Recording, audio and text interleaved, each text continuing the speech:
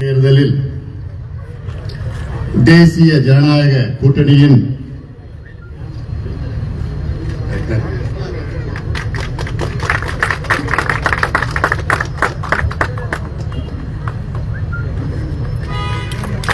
தென் சென்னை நாடாளுமன்ற தொகுதி பாரதிய ஜனதா கட்சியின் வெற்றி வேட்பாளர், படித்தவர், பண்புள்ளவர், ஒரு சிறந்த மருத்துவர், பாரம்பரியமான குடும்பத்தில் பிறந்து இன்று மக்களுக்காக பல சேவைகளை செய்து வருகிறவர், மிக மிக மிக மிக பின்தங்கிய சமுதாயத்தில் பிறந்தவர். அவர் நினைத்திருந்தால்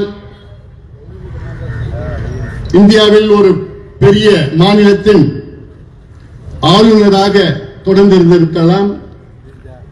ஆனால் அந்த பதவி எல்லாம் எனக்கு பெரிதல்ல. நான் என் தாய் மண்ணுக்கு வந்து சேவை செய்து என் தமிழ்நாட்டில் மக்களை நான் முன்னேற்றுவேன், அதற்கு எனக்கு வாய்ப்பு கொடுங்கள் பிரதமர் அவர்களே என்று பிரதமர் அவர்களை வலியுறுத்தி தாம் வகித்த அந்த ஆளுநர் பதவியை ராஜினாமா செய்து இங்கே தமிழ்நாட்டிற்கு வருகை தந்து தமிழர்களுக்கு சேவை செய்த வருகை தந்திருக்கின்ற நம்முடைய வெற்றி வேட்பாளர், என்னுடைய அருமை சகோதரி மருத்துவர் தமிழிசை சவுந்தரராஜன் அவர்களை நீங்கள் எல்லோரும் ஆதரவு அளித்து தாமரை சின்னத்தில் வாக்களித்து அவரை வெற்றி பெற செய்யுமாறு உங்கள் எல்லோரும் பணிவோடு பாசத்தோடு கேட்டுக் கொள்கின்றேன். இந்த தேர்தல் பிரச்சாரத்தை சிறப்பாக நடத்திக் கொண்டிருக்கின்ற பாட்டாளி மக்கள் கட்சியின் மாவட்ட செயலாளர் தம்பி நிர்மல்குமார் அவர்களுக்கும், திரு மோகனசுந்தரம் அவர்களுக்கும், மாவட்ட செயலாளர்கள் தம்பி முத்துக்குமார் அவர்கள், வடிவேல் அவர்கள், ஜனார்தன் அவர்கள், சிவகுமார் அவர்கள் மற்றும் இங்கே மாவட்ட தலைவர் பச்சையப்பன் அவர்கள், சக்கரவாணி அவர்கள், மோகன் ராம் அவர்கள், ஏ எத்ராஜ் அவர்கள், கே எஸ் ஆர் ராம்குமார் அவர்கள், சேகர் அவர்கள், ராமு தேவர் அவர்கள், பகுதி செயலாளர்கள் வே உதயகுமார் அவர்கள், நாராயணன் அவர்கள், மணிவண்ணன் அவர்கள், சந்திர அவர்கள், குபேந்திரன் அவர்கள், சத்திரியகுமார் அவர்கள், கணேஷ் அவர்கள், பாரதிய ஜனதா கட்சியின் மாவட்ட தலைவர் மரியாதைக்குரிய திரு சாய் சத்யன் அவர்கள், மரியாதைக்குரிய திரு லியோ சுந்தரம் மாமன்ற உறுப்பினர் அவர்கள், திரு முத்து மாணிக்கம் அவர்கள், திரு மாலா செல்வகுமார் அவர்கள், திருமதி மாலா செல்வகுமார் அவர்கள், திரு சோழிங்கநல்லூர் மோகன் அவர்கள் மற்றும் மேடையில் இருக்கின்ற அனைத்து பாட்டாளி மக்கள் கட்சி, பாரதிய ஜனதா கட்சி மற்றும் அனைத்து கூட்டணி கட்சி நிர்வாகிகள், இங்கே கொளுத்தும் வெயிலையும் பொருட்படுத்தாமல் வெற்றி நிச்சயம் என்று முழக்கத்தோடு வருகை தந்திருக்கின்ற பெரியோர்களே, தாய்மார்களே, அனைத்து கூட்டணி கட்சியின் நிர்வாகிகளே, ஊடக நண்பர்கள், காவல்துறை நண்பர்கள் உள்ளிட்ட உங்கள் அனைவருக்கும் அன்புமணி ராமதாசன் பணிவான வணக்கங்கள். இதுதான் என்னுடைய முதல் தேர்தல் பரப்புரை இந்த நாடாளுமன்ற தேர்தலில். அதுவும் என்னுடைய அருமை சகோதரி மருத்துவர் தமிழிசை அவர்களுக்கு தேர்தல் பிரச்சாரம் செய்வதில் எனக்கு மிக்க மகிழ்ச்சி, பெருமையாக நான் கருதுகின்றேன். அதற்கு பல காரணங்கள் இருக்கிறது. நான் சொன்னது போன்று மிகவும் பண்புள்ளவர், படித்தவர், ஒரு தைரியமான ஒரு பெண்மணி, பாரம்பரிய குடும்பத்திலே பிறந்தவர். அவருடைய தந்தை ஐயா பெரியவர் குமரி அனந்தன் அவர்கள் தமிழ்நாட்டிற்கும் மக்களுக்கும் இந்த மண்ணுக்கும் உங்களுடைய வாழ்க்கை தரத்திற்கும் இன்னும் உழைத்துக் கொண்டிருக்கின்றார்கள். கடந்த ஆண்டு சகோதரி தமிழிசை அவர்களுக்கு பிறந்த தினம். ஆண்டுதோறும் அவர்களை நான் வாழ்த்துவேன். கடந்த ஆண்டு அவர்கள் ஆளுநராக இருந்த நேரத்தில் அவரை பிறந்த நாள் வாழ்த்துக்கள் சொன்ன நேரத்தில் அவருடைய தந்தை ஐயா பெரியவர் குமரி அனந்தன் அவர்கள் மருத்துவமனையில் அனுமதிக்கப்பட்டார். அவர் அவரை சந்திக்க அங்கே சென்ற நேரத்திலேதான் நான் கைபேசியிலே அவர்கள் தொடர்பு கொண்டேன். உடனடியாக ஐயா பெரியவர் குமரியானந்தன் அவர்களை கேட்டு, தமிழிசை அவர்களை கேட்டு, யாருமான்னு கேட்டார். இல்ல அன்புமணி பேசுறாரு அப்படின்னு சொன்னாங்க. உடனே போனை கொடு, என்கிட்ட அந்த போனை வாங்கி, அவங்க கிட்ட அந்த போனை வாங்கி, ஐயா எப்படி இருக்கீங்க அப்படின்னு கேட்டார். ஐயா நீங்க எப்படி இருக்கீங்க, நீங்க நல்லா இருக்கீங்களா? அது பிறகு எனக்கு ஒரு வார்த்தை சொன்னாரு, ஐயா இந்த மதுவை எப்படியாவது ஒழிச்சுடுங்க. வேற எதுவுமே சொல்லல, ஒரே வார்த்தை என்கிட்ட சொன்னார், அன்புமணி என்று சொன்னாலே, ஐயா இந்த மதுவை ஒழிக்க எங்க மருத்துவமனையிலே படுக்கையில் இருந்து ஒரு வார்த்தை சொன்னோன்னு என் கண்ணெல்லாம் பல பல பல கண்ணீர் வந்துருச்சு. எனக்கு அழுதுட்டேன் நான். எனக்கு ஒண்ணும் புரியல. இதுதான் உணர்வு. இந்த உணர்வால் தான் நான் இங்கே வருகை தந்திருக்கின்றேன். என்னென்ற அருமை சகோதரி தமிழிசை அவர்கள் வெற்றி பெற்றாக வேண்டும். நல்ல ஒரு நேர்மையான நாடாளுமன்ற உறுப்பினர்களே, தமிழக மக்களே, டெல்லிக்கு அனுப்புங்கள். கடந்த 5 ஆண்டு கால 38 பேரை அனுப்பினீர்களே, ஏதாவது ஒரு பிரயோஜனம் இருக்கிறதா? திமுகவை சார்ந்த 38 பேர், திமுக கூட்டணியை சார்ந்த 38 பேர் டெல்லிக்கு சென்றார்களே, அவர்களால் ஏதாவது ஒரு துரும்புக்கு பயன்பட்டார்களா தமிழ்நாட்டின் முன்னேற்றத்திற்கு? ஒன்றும் கிடையாது. அந்த தவறை மீண்டும் செய்யாதீர்கள், மீண்டும் தவறை செய்யாதீர்கள். தென் சென்னை என்று சொன்னாலே, சென்னை கூட விட்டுடுங்க, சென்னை என்று சொன்னால் டிசம்பர் மாதம் வந்தால் போதும், உங்களுக்கு ஒரு பயம் தானா வந்துடும். என்ன பயம் வந்துடும்? ஐயோ எப்படா வெள்ளம் வரப்போகுது, எப்படா தண்ணி வரப்போகுது. இந்த 2 கட்சிகளும் அந்த மழையை அப்படி உங்களுக்கு பயமுறுத்தி விட்டுட்டாங்க.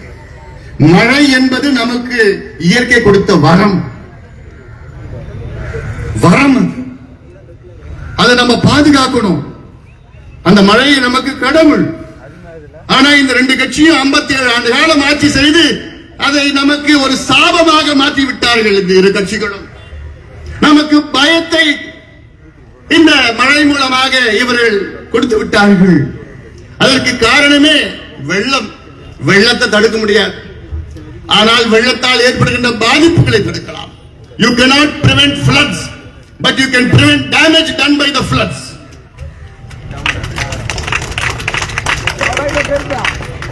அப்படி இவர்கள் செய்தார்களா? இவர்களுக்கு செய்வதற்கு இவங்களுக்கு ஏதாவது திட்டம் இருக்கிறதா? தொலைநோக்கு சிந்தனை இருக்கிறதா? தொலைநோக்கு பார்வை இருக்கிறதா? சிந்தித்து பாருங்கள் தமிழக மக்களே, சென்னை மக்களே, குறிப்பாக தென் சென்னை மக்களே. இங்கே பக்கத்தில் இருப்பது பள்ளிக்கரணை சதுப்பு நிலம். இந்தியாவிலே எந்த நகரத்துக்கும் இல்லாத ஒரு வரம் சதுப்பு நிலம், மார்ஷ் லேண்ட். 1967 திமுக ஆட்சிக்கு வந்த பொழுது இந்த பள்ளிக்கரணையிலே இருந்தது 12,500 ஏக்கர். இந்த சதுப்பு நிலம் சென்னையிலே, சென்னை அருகில் உள்ள காஞ்சி மாவட்டத்தில் எவ்வளவு மழை பெய்தாலும் சரி, இந்த சதுப்பு நிலம் அப்ப இந்த மழையை உறிந்து கொள்ளும், எங்குமே வெள்ளம் ஏற்படாது. ஆனால் இந்த திராவிட கட்சிகள் ஆட்சிக்கு வந்தவுடன் 67 இருந்து இன்று வரை எவ்வளவு தெரியுமா அமைச்சு விட்டிருக்காங்க? இந்த இடத்த 2000 ஏக்கர், 12,500 ஏக்கர் இவங்க ஆட்சிக்கு வந்த நேரத்தில் இன்னைக்கு 2000 ஏக்கர், 10,500 ஏக்கரை அழித்து விட்டார்கள், ஒழித்து விட்டார்கள். நம்முடைய இயற்கை வரத்தை, வளத்தை அழித்து விட்டார்கள். இன்னும் இந்த கட்சியில நம்ப வேண்டுமா? இந்த கட்சிகள் தொடர வேண்டுமா? முற்றுப்புள்ளி வையுங்கள். அதற்காகத்தான் இந்த முடிவை நாங்கள் எடுத்திருக்கின்றோம். போதும், இவர்கள் ஆண்டது போதும், தமிழ்நாட்டை நாசப்படுத்தியது போதும். 26 சட்டமன்ற தேர்தலிலே ஒரு மாற்று அரசியலை, ஒரு மாற்று அரசை கொண்டு வர இந்த நாடாளுமன்ற தேர்தலிலே நீங்கள் தேசிய ஜனநாயக கூட்டணிக்கு வாக்களியுங்கள். இது மிக மிக முக்கியமானதாக நான் கருதுகின்றேன். இந்த வெள்ளம் வருவதற்கு 2015 உங்களுக்கு தெரியும், அப்பயும் வெள்ளம் வந்தது. அப்பொழுது நான் உங்களிடம் ஊராக வந்து சொன்னேன், பரப்புரை வழங்கினேன், பிரச்சாரம் செய்தேன். நாம் விரும்பும் சென்னை என்று ஆவணம் தயாரித்து அன்று நான் எச்சரிக்கை கொடுத்தேன், இன்னும் 10 ஆண்டுகளில் இதைவிட ஒரு பெரிய வெள்ளம் வரும் என்று சொன்னேன். 8 ஆண்டுகளில் வந்துவிட்டது. இன்றும் நான் சொல்கின்றேன், கடந்த ஆண்டு வந்த வெள்ளம் அதை விட ஒரு பெரிய வெள்ளம் 5-6 ஆண்டுகள் வர இருக்கிறது. இது போன்ற இன்னும் இந்த இரு கட்சிகள் ஆட்சியை தொடர்ந்தால் மிகப்பெரிய இழப்பு உங்களுக்கு வரும். அதனால்தான் நான் கேட்கின்றேன், இந்த மாற்றத்தை இந்த தேர்தலிலே கொண்டு வாருங்கள். இவரை விட ஒரு சிறந்த ஒரு உறுப்பினர் உங்களுக்கு கிடைப்பார்களா? அது மட்டுமல்ல, அருமை சகோதரி தமிழிசை அவர்கள் வெற்றி பெற்றால் உறுதியாக ஒரு கேபினெட் அமைச்சர். நினைத்து பாருங்க, இந்த தொகுதி ஒரு அமைச்சர் தொகுதி. உங்களுக்கு எது வேண்டும்னாலும் அங்கிருந்து பெற்று தருவார். இவர்கள் இரு கட்சிகளும் நம்பி இனி பிரயோஜனம் கிடையாது. ஒன்று திமுக, அடுத்தது அதிமுக. அதிமுக எதை வைத்து தேர்தல் பரப்புரை செய்வார்கள், செய்து கொண்டிருக்கின்றார்கள். அவர்களுக்கு பிரதமர் வேட்பாளர் இருக்கின்றார்களா? இல்ல தேசிய கட்சி இருக்கிறதா? அதிமுகவுக்கு நீங்கள் வாக்களித்தால் அவர்கள் எங்கே செல்வார்கள்? இங்கேயும் ஆளும் கட்சி கிடையாது, அங்கேயும் ஆளும் கட்சி கிடையாது. எதற்கு அவர்களுக்கு உங்களுடைய வாக்கை வீணளிக்காதீர்கள். எங்களுக்கு வாக்களியுங்கள். உறுதியாக பிரதமர் மோடி அவர்கள் 3வது முறையாக இந்திய பிரதமராக வெற்றி பெறுவார். அப்பொழுது அருமை சகோதரி தமிழிசை அவர்கள் நேரடியாக உரிமையாக பிரதமரிடம் கேட்டு, என் தொகுதிக்கு இது செய்யுங்கள், தமிழ்நாட்டிற்கு இது செய்யுங்கள் என்று உரிமையாக தைரியமாக கேட்கக்கூடியவர் அருமை சகோதரி தமிழிசை அவர்கள். அவருக்கல்லவா நீங்கள் ஒரு வாய்ப்பு கொடுக்க வேண்டும். அல்லது திமுகவுடைய இப்ப இருக்கின்ற உறுப்பினர் அவர்கள் நீங்கள் யாராவது பார்த்திருக்கிறீர்களா? வந்தார்களா? இங்க இப்ப வருவார்கள். தேர்தல் நேரம் ஆகிவிட்டது. வாக்குக்காக இங்கே வருவார்கள், உங்களை சந்திப்பார்கள். அமைச்சர்கள் வருவார்கள், உடன் வருவார்கள், எல்லாம் வருவார்கள். தேர்தல் முடிந்தவுடன் சென்று விடுவார்கள். வெள்ளம் வெள்ளம் வெள்ளம் நினைத்து பாருங்கள். எனக்கெல்லாம் அப்படியே சொல்ல முடியல, வேற என்ன பேசிட்டு போறேன். அவ்வளவு கோபமா இருக்கு. குறிப்பாக சென்னை வாக்காளர் மீது எனக்கு கோபம் தான். தகுதியான கூட்டணியை தேர்வு செய்யுங்கள், தகுதியான உறுப்பினர்களை தேர்வு செய்யுங்கள். ஏதோ சும்மா சின்னத்துக்காக மட்டும் வாக்களிக்காதீர்கள், கொள்கைக்காக வாக்களியுங்கள். அருமை முதலமைச்சர் அவர்கள் திரு ஸ்டாலின் அவர்கள் சமீபத்தில் எங்கள் ஐயாவை விமர்சனம் செய்தார்கள். என்ன அது? என்ன? மருத்துவர் ஐயா அவர்கள் சமூக நீதி கொள்கை உடையவர். அவர் எப்படி பாரதிய ஜனதாவுடன் கூட்டணி செல்கிறார்? 1999 கலைஞர் அவர்கள் பாரதிய ஜனதா கட்சி கூட்டணி செல்லலையா? 5 ஆண்டு காலம் நீங்க மத்தியில் ஆட்சியை பிஜேபி நடத்தலையா?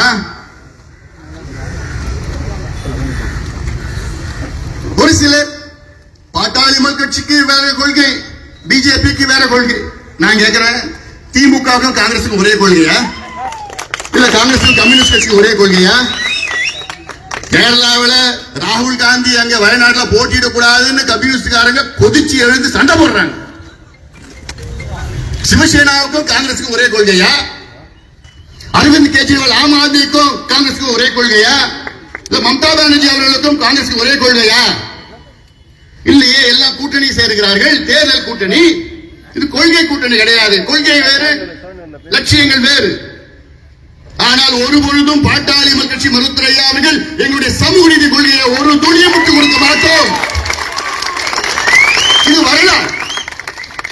எங்கள் கட்சியினுடைய துவக்கமே சமூக நீதிக்காக. அது ஒரு எண்ணளவும் நாங்கள் விட்டுக் கொடுக்க மாட்டோம். எந்த கூட்டணியில் இருந்தாலும் சரி. 2004 ஐக்கிய முற்போக்கு கூட்டணி 1வது இணைந்தோம். UPA 1 இருந்து 2004 இருந்தோம். அந்த UPA 1 காமன் மினிமம் புரோகிராம் என்று ஒன்று கொண்டு வந்தார்கள். அதில் ஐயா அவர்கள் ஒன்றுதான் கேட்டார்கள். அதில் இந்திய அளவிலே இதர பிற்படுத்த மக்களுக்கு OBC 27 விழுக்காடு கல்வியிலே இடஒதுக்கீடு கொண்டு வர வேண்டும் என ஒன்றுதான் முன்வைத்தார்கள். அந்த யோசனை முன்வைத்தார்கள். அதில் சேர்த்துக் கொண்டார்கள் காமன் மினிமம் புரோகிராம் CPM. 2 ஆண்டுகளுக்கு பிறகு 27 விழுக்காடு OBCக்கு இடஒதுக்கீடு மத்திய அரசு கொண்டு வரவில்லை. அப்பொழுது ஐயா அவர்கள் அந்த UPA மீட்டிங்கில் கலந்து கொண்டு சோனியா அம்மையார் அவர்கள் தலைமையிலே அந்த கூட்டத்தில் எழுந்து நின்று கோபமாக சொன்னார், மேடம் சோனியா அவர்கள், நாங்கள் இன்று கூட்டணியை விட்டு வெளியேறுகிறோம். காரணம், நீங்கள் OBC 27 விழுக்காடு இடஒதுக்கீடு கல்வி நிலையில் கொண்டு வர மறுக்கிறீர்கள் என்று சொன்னார்கள். உடனடியாக அந்த அம்மா பயந்துட்டு, இல்ல இல்ல உட்காருங்க உட்காருங்க, ஒன்னும் பிரச்சனை இல்லை, உட்காருங்க, மாலையில மீண்டும் சந்திக்கலாம். மாலையிலே மீண்டும் ஒரு கூட்டம் நடக்கிறது, UPA கூட்டம் நடக்கிறது. அந்த கூட்டத்திலே முடிவு செய்து அந்த கூட்டத்தில் என்ன முடிவு? அடுத்த ஆண்டிலிருந்து இந்தியாவிலே ஓபிசி 27 விழுக்காடு கல்வி நிலையங்களில் இடஒதுக்கீடு வழங்கப்படும் என்ற ஒரு அறிவிப்பு வந்தது.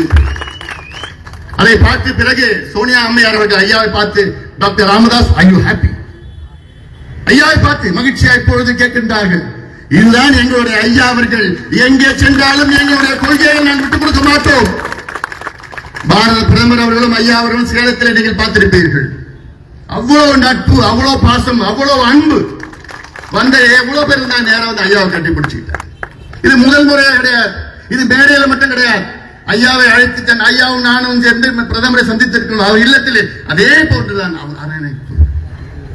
வெளியில மேடையில மட்டும் கிடையாது. ஒவ்வொரு முறையும் என்ன சந்திக்கின்ற நேரத்தில் பிரதமர் அவர்கள், ஐயா எப்படி இருக்கிறார், please convey very class to, உடம்பு நல்லா பார்த்து சொல்லுங்க. இப்படிப்பட்ட ஒரு பிரதமர் அவர்கள் ஒரு பக்கம். ஆனால் மற்றவர்கள் எல்லாம் இங்கே இருக்கின்றவர்கள் கொள்ளை எடுத்து நாட்டை சுரண்டி சுரண்டி கொள்ளை எடுத்திருக்கிறார்கள். பிரதமர் அவர்களை மருத்துவர் ஐயா அவர்கள் வலியுறுத்தி முதலமைச்சர் ஸ்டாலின் அவர்கள் சொல்கின்றார், சாதிவாரி கணக்கெடுப்புக்கோ பாரதிய ஜனதா கட்சிக்கோ எதிரான கொள்கை. இப்போ காங்கிரஸ் நான் கேட்கிறேன், காங்கிரஸ் ஆட்சி இந்தியாவில் 1947 காங்கிரஸ் ஆட்சி நடைபெற்றுக் கொண்டிருக்கிறது சுதந்திரத்துக்கு பிறகு. இப்ப நான் சொல்றது கடந்த 77 ஆண்டுகள் சுதந்திரம் அடைந்த நமக்கு.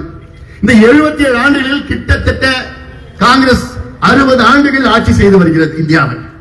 இந்த 60 ஆண்டு காலத்தில் ஏதாவது நீங்கள் ஒரு முறையாவது இந்தியாவிலே சாதிவாரி கணக்கெடுப்பு நடத்துவோம் என்று அறிவித்தீர்களா? நான் கேட்கின்றேன். இதை ஸ்டாலின் அவர்கள் காங்கிரஸை கேளுங்கள் இந்த கேள்வியை. திடீரென்று ராகுல் காந்தி கடந்த ஆண்டு அறிவிக்கின்றார், நாங்கள் அடுத்த முறை ஆட்சிக்கு வந்தால் வரப்போவது கிடையாது, அதுதான் நாங்கள் இந்தியாவில் சாதிவாரி கணக்கெடுப்பு நடத்துவோம் என்று. ராகுல் காந்தி சொன்ன காரணம் எது தெரியுமா? எதற்காக சொன்னா தெரியுமா? மத்திய பிரதேச தேர்தல், ராஜஸ்தான் தேர்தல், சத்தீஸ்கர் தேர்தல். இந்த தேர்தல் ஓபிசி வாக்குகள் பெறுவதற்காகத்தான் அந்த அறிவிப்பு அறிவித்தார்கள். அதன் பிறகு அப்படியே அடங்கிட்டார்.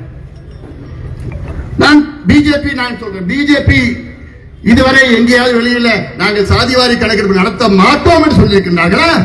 இல்லை. இதைத்தான் ஐயா அவர்கள் பிரதமரை அவர்களை வலியுறுத்தி சொல்லி நிச்சயமாக இதை கொண்டு வருவார். ஐயா கொண்டு வருவார். அந்த பக்குவம் ஐயாவுக்கு இருக்கு. எப்படி நான் உறுதியாக சொல்கின்றேன் தெரியுமா? ஐயா அவர்கள் சேலத்திலே பேசுகின்ற நேரத்தில் சொன்னார், இந்த தேசிய ஜனநாயக கூட்டணியிலேயே மிக மூத்த தலைவர் மருத்துவர் ஐயா என்று சொல்லிவிட்டார். The most senior leader in the NDA மருத்துவர் ஐயா என்று சொல்லியிருக்கின்றார் பிரதமர் அவர்கள். அப்படிப்பட்ட மூத்த தலைவர்கள் தமிழ்நாட்டின் பிரச்சனை, இந்தியா பிரச்சனை, நிச்சயமாக எங்களால் அதை செய்ய முடியும்.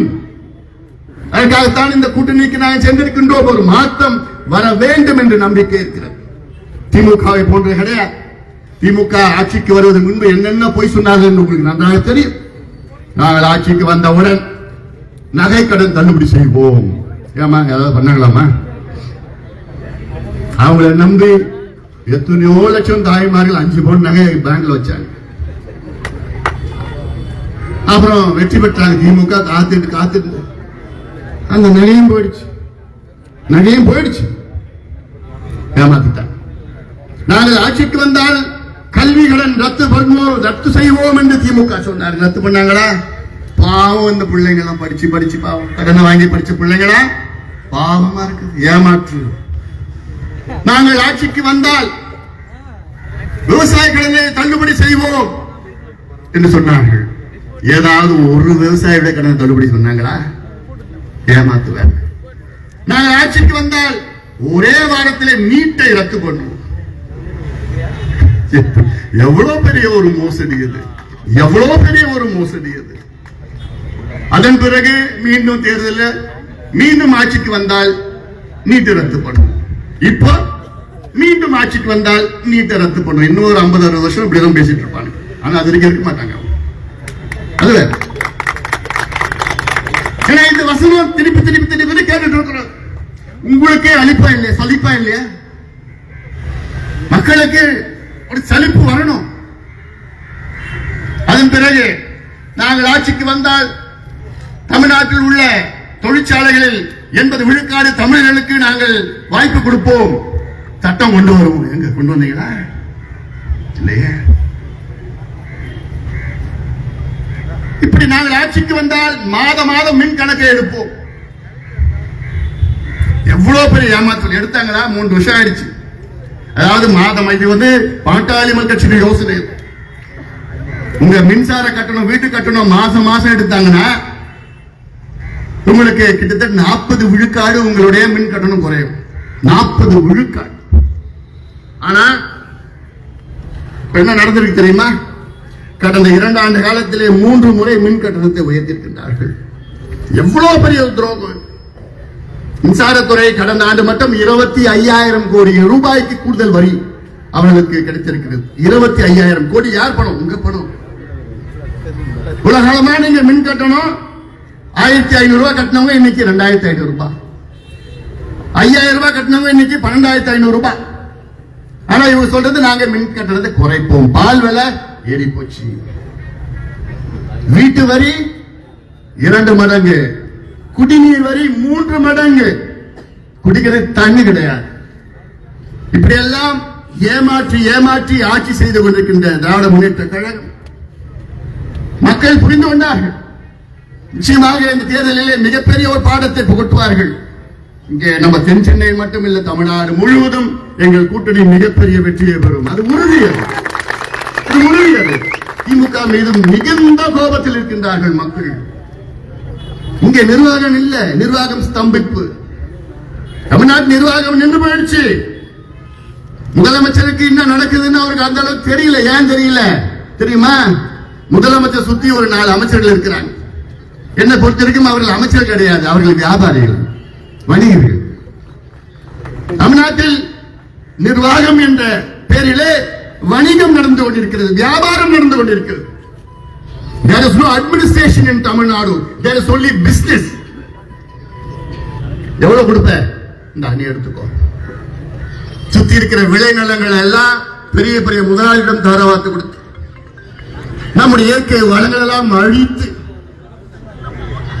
நம்முடைய பண்பாடு கலாச்சாரம் எல்லாத்தையும் அழித்து, ஊழல் ஊழல் ஊழல், எங்க பார்த்தாலும் ஊழல், எங்க பார்த்தாலும் ஊழல். 2 துறை மட்டும்தான் தமிழ்நாட்டில் வளர்ந்திருக்கிறது. ஒன்னு டாஸ்மாக், இன்னொரு துறை கிடையாது. கஞ்சா, போதை, அப்படின்னு காக்கியன், ஹெரோயின். அமெரிக்காவில் என்ன கிடைக்குதோ அதோட அதிகமா தமிழ்நாட்டில் கிடைக்குது. தமிழ்நாடு பேரை மாத்தி கஞ்சா நாடா மாத்திடலாம். அந்த நிலை தான் இன்னைக்கு இருக்குது.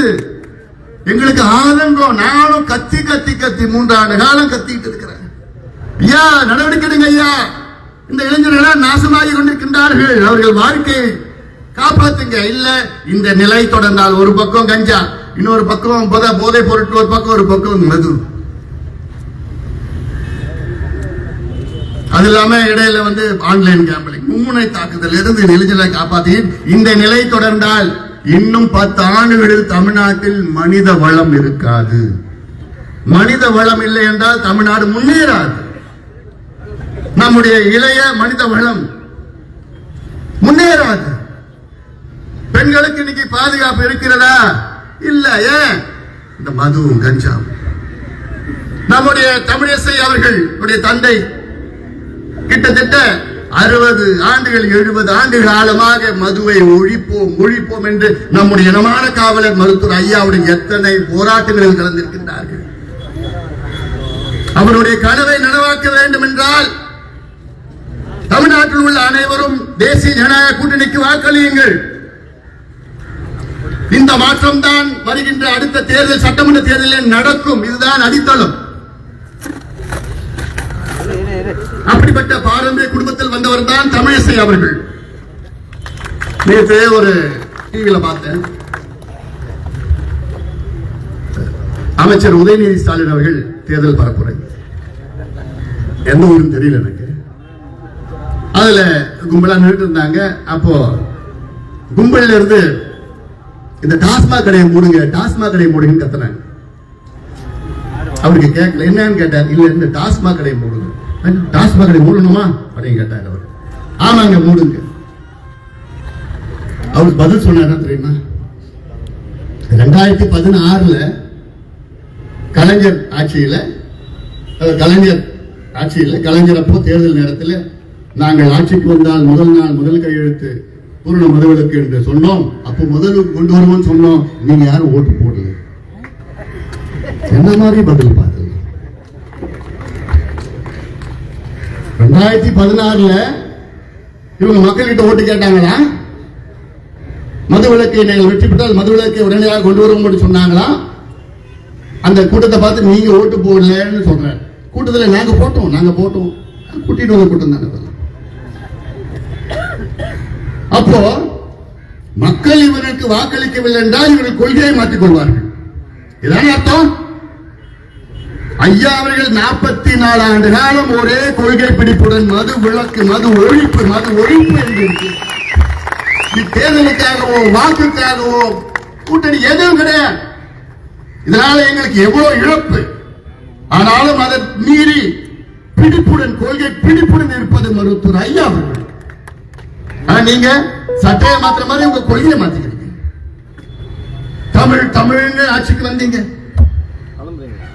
எங்கும் தமிழ், எதிலும் தமிழ் நீங்க ஆட்சிக்கு வந்தீங்க. அதை வச்சுதான் ஆட்சிக்கு வந்தீங்க. இன்னைக்கு எங்கேயாவது தமிழ் இருக்கா தமிழ்நாட்டில்? இந்தியாவிலேயே ஒரே மாநிலத்தில் தாய்மொழி பேசாமல் பட்டம் வாங்கலாம். எந்த மாநிலம்? சாபக்கேடு தமிழ்நாடு. இந்தியாவிலேயே தமிழ்நாட்டில் மட்டும்தான் தமிழ் பேசாமல் பட்டம் பெறலாம். எங்கும் தமிழ், எதிலும் தமிழ். எங்க இருக்கு தமிழ்? ஒரே ஒரு தமிழ் நம்ம கிட்ட இருக்கிற தமிழ் தான். தமிழ் இசை நீங்கள் புரிந்து கொள்ள வேண்டும். இன்னும் 2-3 கூட்டம் இருக்கு. நான் விட்டா இன்னும் 1 மணி நேரம் பேசுவேன். எனக்கு அவ்வளவு மனசுல அவ்வளவு இருக்கு, ஆதரவு இருக்கு. ஏன்னா 2 கட்சியும் நாசப்படுத்தி சின்னாபின்னமாக்கிவிட்டார்கள். தமிழ்நாட்டை சின்னாபின்னமாக்கிவிட்டார்கள். திரு எடப்பாடி பழனிசாமி அவர்கள் அவர் ஒரு மேடையில் என்கிட்ட கூட்டணியில் இருந்தாங்க. நாங்க இடஒதுக்கீடு கொடுத்தோம், துரோகம் பண்ணிட்டாங்க. என்ன உங்ககிட்ட எழுதி கொடுத்துட்டோம்? நாங்க துரோகம் பண்ண என்ன? யார் துரோகம் பண்ண? உங்க கூட கூட்டணியில் இருந்தா நாங்க தியாகிகள், கூட்டணியில் இல்லைன்னா நாங்க துரோகிகளா? என்னையா நாங்க துரோகம் பண்ணோம் உங்களுக்கு? 2019 நாங்க வந்துதான் நீங்க முதலமைச்சர் ஆனீங்க. நாங்க 2019 உங்க கூட இல்லைன்னா அன்னைக்கே உங்க ஆட்சி காலாவதி ஆயிட்டு முடிஞ்சு போயிருக்கோம். எங்களால தானே 2 ஆண்டு காலம் நீங்க முதலமைச்சரா இருந்தீங்க. 10 அம்ச கோரிக்கையை நாங்கள் கேட்டோமே. அந்த 10 அம்ச கோரிக்கையில் ஜாதிவாரி கணக்கெடுப்பு மற்றும் 10.5 விழுக்காடு எண்ணி வன்னியருக்கு தனி இடஒதுக்கீடு நாங்கள் கேட்டோமே. அந்த 10 அம்ச கோரிக்கையை தானே நாங்கள் கேட்டோம். 2 ஆண்டு காலம் என்ன செய்தீர்கள் நீங்கள்? 2 ஆண்டு காலம். அந்த 2 ஆண்டு காலத்தில் எத்தனை முறை நான் உங்களை சந்தித்தேன். எதற்கு? வன்னியர்களுக்கு தனி இடஒதுக்கீடு கொடுங்கள் என்று, சாதிவாரி கணக்கெடுப்பு நடத்துங்கள் என்று. கொடுத்தீர்களா? பார்க்கலாம். அந்த ஒரு வார்த்தை கத்துக்கிட்டாங்க. ஐயா அவர்கள் உங்களை எத்தனை முறை சந்தித்தார்? அப்பயும் பார்க்கலாம். பிறகு நாங்கள் ஒரு முடிவு செய்தோம். சட்டமன்ற தேர்தல் வருகிறது, பரவாயில்லை, தேர்தல் எங்களுக்கு பெரிதில்லை. எங்களுடைய ஐயா அவர்களுடைய 42 ஆண்டு காலம் உழைப்பு, 200 பேர் உயிர் தியாகம், லட்சக்கணக்கான மக்களுடைய தியாகம், சிறைக்கு சென்று வழக்குகள் என்றும் இருக்கிறது. இத்தனை போராட்டம் எதற்கு? சமூக நீதிக்காக. இது ஒரு ஜாதி பிரச்சனை கிடையாது, இது சமூக நீதி பிரச்சனை. இது அப்படிப்பட்ட சமூக நீதிக்காக அந்த தேர்தலில் நாங்கள் சமரசம் செய்தோம். என்ன? எங்களுக்கு இடங்கள் பெரிதில்லை, எங்களுடைய நோக்கம் சமூக நீதி, இடஒதுக்கீடு என்று. தேர்தல் நெருங்க பிறகு கடைசி நாள்ல எங்க 4 மணிக்கு தேர்தல் ஆணையம் தேர்தல் அறிவிக்கிறதுக்கு 12 மணிக்கு என்ன சொல்றாரு? இவ்வளவுதான் சீட்டு கொடுப்போம், கையெழுத்து போட்டா நாங்க சட்டம் கொண்டு வரோம். இதெல்லாம் சொல்லக்கூடாது. ஆனா என் மனசுல இருந்து சொல்ல வேண்டியது. எவ்வளவு பெரிய ஒரு பாதம். இதெல்லாம் வெளியில சொல்றா என்னென்னமோ நடக்கும். இப்படிதான் கொடுத்தார் அவர், அறகுறையா கொடுத்தார். மனசே கிடையாது கொடுக்கறதுக்கு அவருக்கு. வேற வழி இல்லையே. இந்த இடஒதுக்கீடு 10.5 விழுக்காடு ஒரு மாதத்துக்கு முன்பு கொடுத்திருந்தாருன்னா இன்னைக்கு உயர்நீதிமன்றமும் அதை ரத்து செஞ்சிருக்காது. தேர்தல் அன்னைக்கு 2 மணி நேரத்துக்கு முன்பு கொடுத்தனால்தான் உயர்நீதிமன்றம் ரத்து செய்தது. ரத்து பண்ணிட்டாங்க. சரி, நீங்க கொண்டு வந்த சட்டம் தானே அது. நீங்க கொண்டு வந்த சட்டத்தை ரத்து பண்ணிருக்கிறாங்க. நீங்க மீண்டும் அந்த சட்டம் கொண்டு வர வேண்டும் என்று ஏதாவது ஒரு வார்த்தை எங்கேயாவது சொல்லுவீங்களா? நீங்க உங்களுக்கு உண்மையிலேயே உணர்வு இருந்திருந்தால் நீங்க கொண்டு வந்த அந்த சட்டம், ரத்து பண்ண சட்டத்தை மீண்டும் அரசு கொண்டு வர வேண்டும் என்று எங்கேயாவது நீங்க பேசுறீங்களா? இல்ல உங்களை சார்ந்த அமைச்சர்கள் பேசினார்களா? உங்களை சார்ந்த அமைச்சர்கள் 5 பேர் வன்னிய சமுதாயத்தில் இருக்கிறார்கள். அவர்களாவது ஏதாவது பேசினார்களா? இடஒதுக்கீடு கொடுக்க வேண்டும் என்று இல்ல. பிறகு எதை வைத்து நீங்க சொல்கிறீர்கள் நாங்கள் உங்களுக்கு துரோகம் செய்து விட்டோம் என்று? நீங்க தான் எங்களுக்கு துரோகம் செய்து விட்டீர்கள். இன்னும் எவ்வளவு பேசிட்டு போனா, ஆனா அது நேரம் கிடையாது இப்போ. அதனால இப்போ நம்முடைய நேரம். உங்கள் வாக்குகளை வீணாக்காதீர்கள். தமிழக மக்களே, சென்னை மக்களே, தென்சென்னை மக்களே, உங்கள் வாக்குகளை வீணாக்காதீர்கள். 5 ஆண்டுகளுக்கு முன்பு உங்கள் வாக்குகளை வீணாக்கி இருக்கிறீர்கள். 38 திமுக உறுப்பினர்களை தேர்வு செய்து உங்கள் வாக்கு இன்னைக்கு வீணாகி இருக்கிறது. 38 பேரும் டெல்லியில போய் அங்க பெஞ்ச தேய்ச்சிட்டு இருந்தாங்க. அவ்வளவுதான், ஒண்ணும் பண்ணல, ஒரு துளியும் பண்ணல. ஆனால் தேசிய ஜனநாயக கூட்டணிக்கு வாக்களியுங்கள். நிச்சயமாக தமிழ்நாட்டுக்கு உங்களுக்கு எல்லா முன்னேற்றம் கொண்டு வருவோம். இப்ப மெட்ரோ போகுது. மோடி அவர்கள் வந்த பிறகுதான் மெட்ரோவே வந்திருக்கு தமிழ்நாடு. முன்பு வந்ததா? இல்ல. இது போன்ற முன்னேற்றங்கள் எவ்வளவு நாங்கள் உங்களுக்கு கொடுக்கின்றோம். வெள்ளம் வெள்ளம் வெள்ளம், அது மட்டும் ஞாபகம் வச்சுங்க. டிசம்பர் மாதம் வந்தா பொட்டி படைக்க எடுத்துக்கிட்டு எங்க மொட்டை மாடிக்கு போயிடணும். 3 நாள் 4 நாள், ஐயா ஹெலிகாப்டர் சோரியா சோரியா, எங்கேயாவது போட்ல வந்து சோறு கொடுப்பாங்களாயா? இதுதான் உங்களுடைய நிலை. அப்புறம் நாங்க போட்ல வந்து ரொட்டி கொடுப்போம், குழந்தைகளுக்கு பால் கொடுப்போம், குடிக்கிற தண்ணி கொடுப்போம். திருப்பி அடுத்த டிசம்பர் ஆனா அதே தான் நடக்கும். நீங்களும் பொறுத்து பொறுத்து பாப்பீங்க. இவங்க என்ன பண்ணுவாங்க? 6000 ரூபாய் நான் உனக்கு கொடுக்குறேன். நீங்களும் 6000 ரூபாய் அது வாங்கிட்டு சிரிச்சுட்டு நீங்க மறந்துடுவீங்க. இந்த கூத்து 2 வாரம் கூத்து, அவ்வளவுதான். அவங்க காசு கொடுக்கறதுக்கு தான் கூத்து. அந்த 6000 ரூபாய் அடுத்த 3 நாள் எங்க இருக்கும்? டாஸ்மார்க்ல. அவ்வளவுதான். பெண்களுக்கு நாங்க 1000 ரூபாய் கொடுக்கிறோம். அந்த 1000 ரூபாய் எங்க இருக்கும்? அடுத்த நாள் எங்க இருக்கும்? வீட்டுக்காரன் பிடிங்கி டாஸ்மார்க்ல இருக்கும். டாஸ்மார்க்கு இலக்கு வச்சிருக்கிறாங்க. நினைச்சு பாருங்க, இந்தியாவில உலகத்துல எந்த அரசும் இலக்கு வைக்காது. குடிக்கிறதுக்கு இலக்கு. அமைச்சர் சொல்றாரு, இந்த ஆண்டு கடந்த ஆண்டு 44,000 கோடி ரூபாய் வருமானம், அடுத்த ஆண்டு எப்படி 50,000 கோடிக்கு உயர்த்தணும். வெக்கக்கேடியா, அதெல்லாம் வெக்கக்கேடியா. நீ கல்விக்கு நீ இலக்கு வை, சுகாதாரத்துக்கு நீ இலக்கு வை, விவசாயத்திற்கு நீ இலக்கு வை, விவசாய உற்பத்திக்கு நீ இலக்கு வை. ஆனால் குடிக்கிறதுக்கு இலக்கு வைக்கிற ஒரே அரசு இந்தியாவின் உலகத்திலே திமுக அரசு தான் இருக்கிறோம். சாராயத்தை வைத்து நீங்க பிழப்பு நடத்துறீங்க. சாராய முதலாளிகள் தான் பக்கத்து தொகுதியில் நிற்கிறார். சாராய முதலாளி தான் அரக்கோணம் தொகுதியில் நிற்கிறார். சாராய முதலாளி தான் ஸ்ரீபெரும்புதூர் தொகுதியில் நிற்கிறார். அப்போ எந்த நிலைக்கு நீங்க இன்னைக்கு திமுகவை நம்புவீங்க? போதும், நம்பியது போதும். ஒரு மாற்றத்தை இந்த தேர்தலிலே தமிழக மக்கள் கொண்டு வர வேண்டும் வேண்டும் வேண்டும். என்னுடைய அருமை சகோதரி தமிழிசை சவுந்தரராஜன் அவர்கள் தாமரை சின்னத்திலே மிகப்பெரிய வெற்றியை பெற வேண்டும். அதற்கு நீங்கள் எல்லோரும் அவருக்கு வாக்களித்து தேசிய ஜனநாயக கூட்டணிக்கு வெற்றி தாருங்கள் தாருங்கள் தாருங்கள். நன்றி.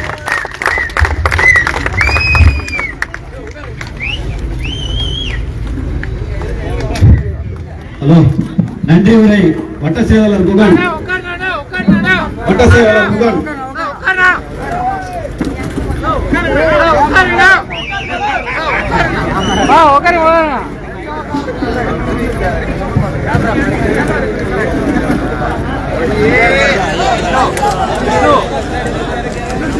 வந்துட்டேன்